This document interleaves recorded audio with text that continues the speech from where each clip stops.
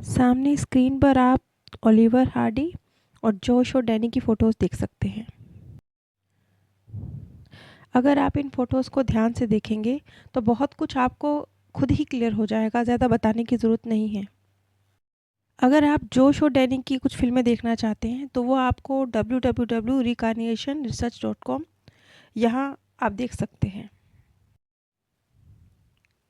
अगर आप इस रीबर्थ केस को समझना चाहते हैं तो इसकी पिछली 2 कड़ियों का लिंक भी नीचे डिस्क्रिप्शन बॉक्स में दिया गया है। अब जैसा कि हमें पता है कि जोश और डैनी बचपन से ही ओलिवर और हार्डी के बहुत बहुत ज़बरदस्त फ़ैन थे, एक सामान्य बच्चे से कहीं ज़्यादा। और वैसे देखा जाए तो डैनी और जोश का बर्थ 78 और 79 के आसपास का है।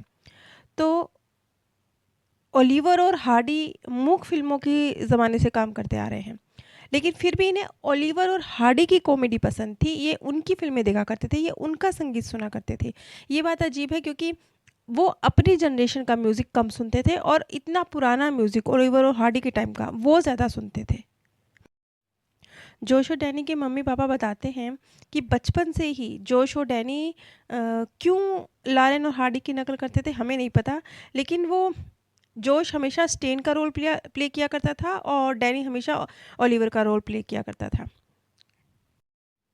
और ये चीज़ आप फ़ोटोज़ में भी देख सकते हैं। एक फ़ोटो में आपने स्पष्ट देखा होगा कि जब जोश और डैनी बच्चे हैं तब भी उनके हाथ में ओलिवर और हार्डी की एक बुक है और ओलिवर की तरह ही नकल कर रहा है डैनी।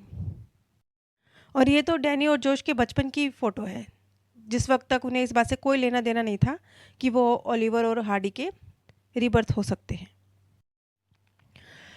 जोश और डैनी के पापा बताते हैं कि बचपन में जब इनका बर्थडे होता था तो अपने बर्थडे वाले दिन ये लोग फरमाइश करते थे ओलिवर और हार्डी की फ़िल्में देखनी है। अब थिएटर में तो लगी नहीं होती थी, तो वो कैसेट्स लाकर बच्चों को उनके बर्थडे वाले दिन उनका ये सेलिब्रेट करने का तरीका होता था कि आज वो ओलिवर और हार्डी की फ़िल्म देखेंगे। अब जैसा कि हम अपनी कई पिछली वीडियोज़ में ये बात क्लियर कर चुके हैं कि आत्माएँ खुद अपने लिए जीवन चुनती हैं और पूरा एक हम लोग सोच समझ के एक ग्रुप ऑफ सोल्स के साथ जीवन वाले खेल में आते हैं। तो यहाँ पर हम समझ सकते हैं कि ओलिवर और हार्डी जो कि बहुत क्लोज़ दोस्त रहे, तो नेक्स्ट बर्थ में उनका खुद का एक लाइफ़ प्लान था कि अब वो एक फैमिली में क्योंकि उनको रहना एक क्लोज़ रिलेशन में ही है, तो इसलिए उन्होंने 2 भाइयों के रूप में जीवन का चुनाव किया। शायद यही अपॉर्च्युनिटी उनके सामने होगी। अगर ये भाइयों के रूप में ना आए होते, तो भी इनकी दोस्ती भी भाइयों जैसी ही होती। अब हमने कितने सारे केस देखे हैं और इस बात को समझा है कि रीबर्थ हो रहे हैं और उन्हीं फैमिलीज़ में हो रहे हैं और उन्हीं आत्माओं के आस-पास हो रहे हैं, करीब हो रहे हैं। तो ये सब कुछ यूँ ही तो नहीं है, ये सब कुछ कुदरत ने कुछ प्लान बनाकर किया है और खुद सोल्स ने भी इसके लिए कुछ अपने प्लान बनाए हैं। पिछली वीडियो में एक सवाल भी आया था और ये पूछा गया था कि अगर एक बर्थ में किसी को कोई चोट पहुँचती है, जैसे कि उसमें एक सैनिक की तलवार से हत्या हुई थी, तो उसको गले में हर वक़्त दर्द महसूस होता था, दम घुटता था। तो उसकी हत्या हुई, तो इसमें उसका तो कोई कसूर नहीं, लेकिन उसने जो तलवार खुपने का, अपने गले के आर-पार तलवार जाने का जो दर्द सहा, वो इतना गहरा था कि वो नेक्स्ट बर्थ में भी दर्द के रूप में सामने आ रहा था। अब इस चीज़ के लिए वो सोल खुद कहाँ कसूरवार है? मतलब उसके साथ एक गलत कर्म हुआ ना, उसकी तलवार से उसकी गर्दन काटी गई, तो इसमें वो तो कसूरवार नहीं है। तो फिर ये चीज़ नेक्स्ट बर्थ में फिर से उसे तकलीफ़ क्यों दे रही है? इस चीज़ को हम इस तरह से समझ सकते हैं कि जैसे हमें सिखाया जाता है ना कि पास्ट को भूलिए, फ्यूचर की चिंता मत कीजिए, प्रेज़ेंट में रहिए। चीज़ों के साथ, लोगों के साथ, परिस्थितियों के साथ, घटनाओं के साथ, जीवन के साथ, किसी भी चीज़ के साथ बहुत ज़्यादा अटैच मत हो जाइए। ये चीज़ हमें अध्यात्म में सिखाई जाती है, लेकिन हमें इसका मीनिंग तो समझ नहीं आता ना कि क्यों क्यों करें हम ऐसा? अब इसी बात से समझ लीजिए, अगर जैसे तलवार से उसकी हत्या हुई तो ये दर्द ट्रांसफ़र हुआ। ये दर्द क्यों ट्रांसफ़र हुआ? ये दर्द इसलिए ट्रांसफ़र हुआ क्योंकि उस सैनिक को एक तो अपनी जान से, अपने शरीर से बेइंतहा अटैचमेंट रही होगी और वो उन लोगों को भी माफ़ नहीं कर पाया होगा जिन्होंने इस हत्या को अंजाम दिया होगा। उसका अभी क्योंकि जवानी की मृत्यु है तो अभी काफ़ी जीवन बाकी होगा, उसको जीने की बहुत सारी उसके अंदर चाहतें होंगी। वो चाहतें पूरी ना हो सकने की वजह से एक दर्द है जो इस तरीके से नेक्स्ट बर्थ में कैरी फॉरवर्ड हुआ। बहुत दूर जाने की ज़रूरत नहीं है, खुद अपने जीवन को चेक कर लीजिए। आज चाहे आपकी उम्र 50-60 साल भी क्यों ना हो, अगर आप 10, 12, 15 साल के थे, उस वक़्त अगर कोई घटना आपके साथ हुई, कुछ भी, चाहे आपके पिता ने आपको मारा हो या आपका अपमान किया गया हो, बहुत-बहुत पुरानी घटना। अगर आप उसे भूले नहीं हैं, अगर आपने परिस्थितियों को समझ के उसे छोड़कर आगे बढ़ना नहीं सीखा है, तो हो सकता है वो 15 साल की आयु में जो घटना घटी, उसका दर्द आपको 60 साल की आयु में भी सताता हो। क्यों? क्योंकि उस वक़्त जो आपका अपमान हुआ, उसे भूलकर आप आगे नहीं बढ़े।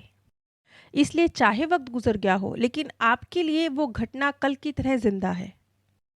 इसी तरह से जब ये आत्माएँ भी इनके साथ कोई हादसा होता है और वो इसे भूलकर आगे नहीं बढ़ पाती, तो उनके लिए भी जैसे वो तलवार जो उसके गले से गुज़री, वो उसने नेक्स्ट बर्थ भी ले लिया, लेकिन उसके गले में दर्द था। क्यों? क्योंकि वो घटना उसके लिए एज़ इट इज़ ताज़ा थी उसके सबकॉन्शियस माइंड में।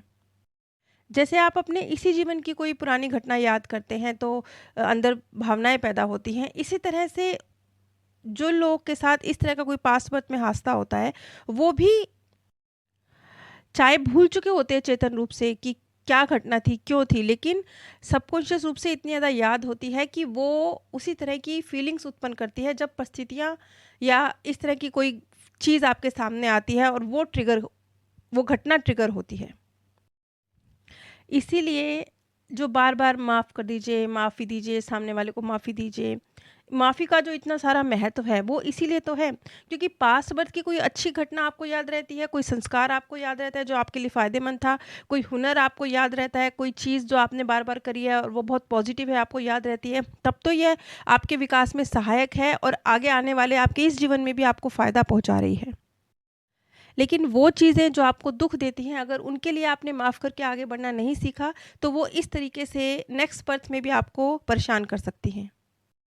इसलिए आपके जीवन में जो भी खूबसूरत घटता है, उसे पत्थर पर लिखी इबारत की तरह याद रखिए और अगर कुछ नागवार गुज़रता है, तो उसे उसी वक़्त सुलझाकर, माफ़ कर भूल कर आगे बढ़िए, ताकि उस गलत घटना का इफ़ेक्ट आपके ना इस जीवन पे पड़े, ना अगले जीवन पर पड़े। थोड़ा गौर कीजिए आप इन इन सभी घटनाक्रमों पर गौर कीजिए। ये सभी जो केस मैं आप सबके साथ डिस्कस कर रही हूँ, इसमें गौर कीजिए। ध्यान दीजिए कि जैसे ओलिवर और हार्डी का केस है। ए इन इनकी जो यादें रही हैं, बहुत खूबसूरत रही हैं। एक कॉमेडी का हुनर इन्होंने अपने अंदर डेवलप किया। तो अगर इनका रीबर्थ भी हुआ जोश उड्डानी के रूप में, तो इन्हें याद नहीं रहा। पॉज़िटिविटी रही, वो क्वालिटी रही, वो हुनर रहा, दोनों भाइयों के बीच में वो अच्छी बॉन्डिंग रही, सब कुछ रहा, लेकिन उन्हें अपना पूर्व जन्म याद नहीं रहा।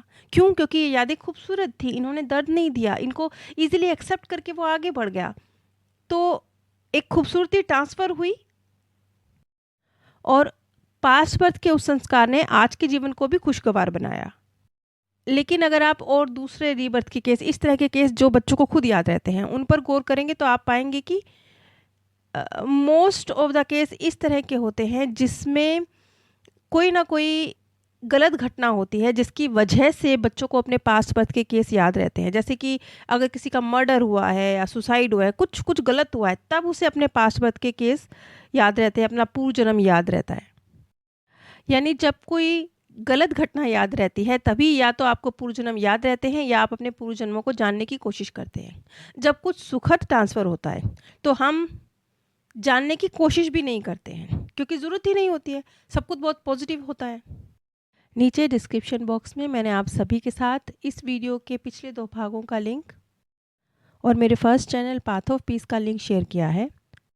वहाँ आपको इसी प्रकार की मृत्यु के बाद की दुनिया के संबंध में सत्य रिसर्च जो हुई हैं, जो तथ्यों पर आधारित जानकारी है, वो प्रदान की जाती है। आप सभी पर परमात्म सौंदर्य, प्रेम और आनंद सदैव बरसता रहे। आप सभी दिव्य परम धाम में स्थान प्राप्त करें।